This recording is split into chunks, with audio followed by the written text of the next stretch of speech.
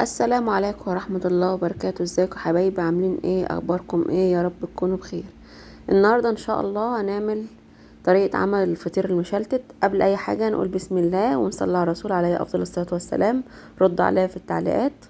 تمام، لازم لما نيجي نعمل اي حاجة كده نذكر الله. طبعا المكونات عندي سهلة، عندي ملح، عندي دقيق، عندي سكر، وعندي فانيليا. تمام، حطيت كيلو دقيق.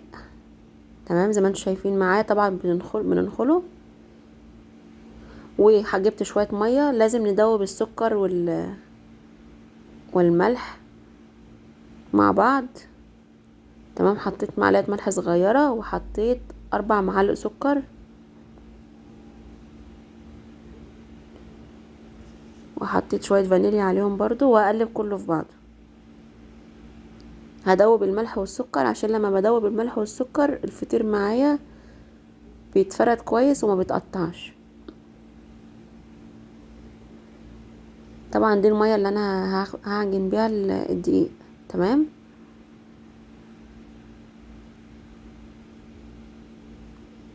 زي ما انتوا شايفين معايا. لو انتوا عايزينه يعني حادق قللوا في السكر، يعني حط معلقتين سكر ولا حاجه، بس احنا بنحبه مسكر. عشان كمان هعمل بالعجوه وهعمل ساده، فطير مشلتت بالساده وفطير مشلتت بالعجوه.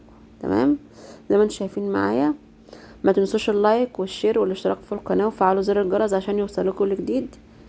كبيت كل الميه دي على الدقيق وهبدا ان انا اغلف الدقيق بالميه.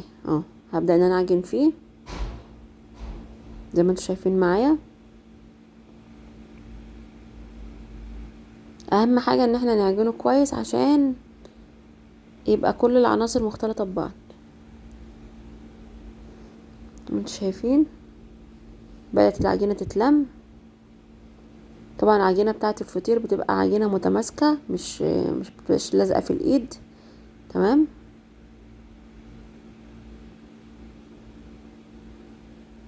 انا لسه بعجن فيها. حطيت لها شويه زيت كده على الوش. زي ما انتوا شايفين ما شاء الله بقت العجينه متماسكه. كل ما بتعجني فيها كل ما بتمسك اكتر. انا بفضل بقى ازود لها ميه لغايه ما احس ان خلاص العجينه بقت زي نفس عجينه البيتزا كده، متماسكه وما بتلزقش في الايد. تمام، بسيبها ماسكاها اهوت ما بتلزقش في الايد. بسيبها ترتاح لمده ساعه. على فكره كل ما تسيب العجينه بتاعه الفطير ترتاح كل ما بتبقى تطلع معاكي احسن. تمام،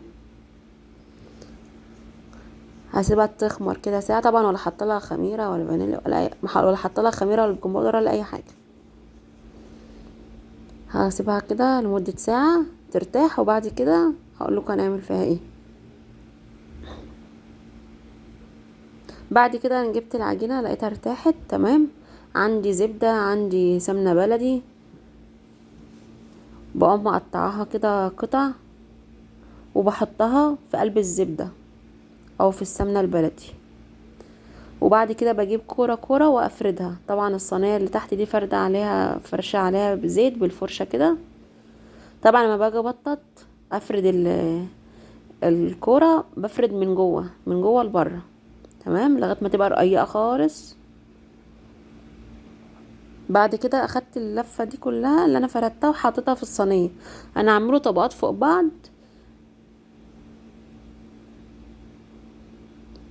هعمله طبقات فوق بعض بس بطبقه طبقه، يعني طبقه طبقه احطها عليها. انا حطيت الطبقه التانية زي ما انتوا شايفين بقى. قعدت اعمل طبقات طبقات وافرد على الوش. اخر طبقه قمت مغلفاها كلها. بعد كده بحط برضو بدهن الوش بقشطه. تمام، زي ما انتوا شايفين. بعد كده بقوم حاطه كده بسيبه برضو يرتاح شويه. وبعد كده بقوم حاطاه في الفرن على درجه حراره 180. بشغل الفرن من تحت والفرن والشوايه وبحمره زي ما انتوا شايفين كده. طبعا لما اخلص اخر طبقه بدهن بالزبده او السمنه البلدي. وبعد كده بقوم حاطه طبقه قشطه عليها عشان القشطه هي اللي مديه اللون الحلو ده. زي ما انتوا شايفين بألف هنا وشفا. ما تنسونيش في اللايك والشير واعملوا اشتراك في القناة عشان يوصلك كل جديد، وفعلوا زر الجرس. بحبكم في الله. طريقة سهلة وبسيطة، متاخدش اي وقت. مع السلامة.